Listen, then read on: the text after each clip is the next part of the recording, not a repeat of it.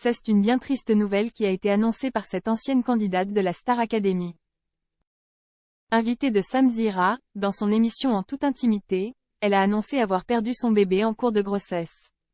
Depuis sa participation à la Star Academy en 2022, la vie de Léa Haddad a bien changé. Si elle continue la musique, la jeune femme s'est surtout consacrée à sa vie privée. C'est ainsi Kwon apprenait au début du mois de juin qu'elle avait épousé son compagnon, un certain Alon avec qui elle n'est en couple que depuis 6 mois, lors d'un mariage grandiose.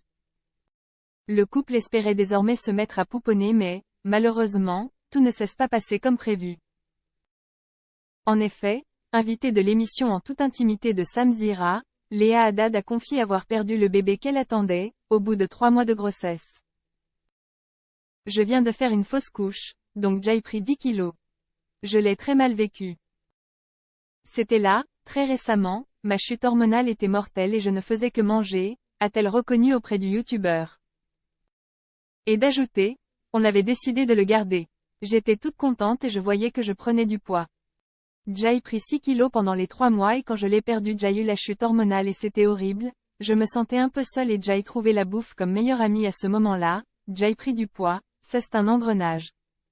Après tu as un peu honte de sortir et tout mais j'ai ce caractère un peu fort qui s'en fout de tout. Là, j'ai repris le sport, j'ai un peu maigri et en plus comme je me suis mariée, j'ai dû perdre vite.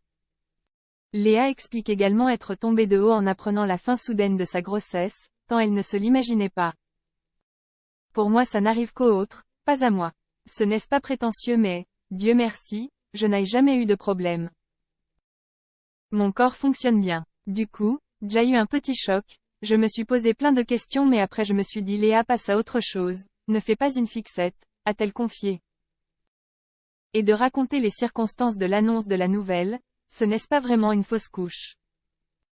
Je suis allée chez le gynécologue pour vérifier si tout allait bien. Mon copain voulait écouter le cœur et je lui avais dit que c'était impressionnant.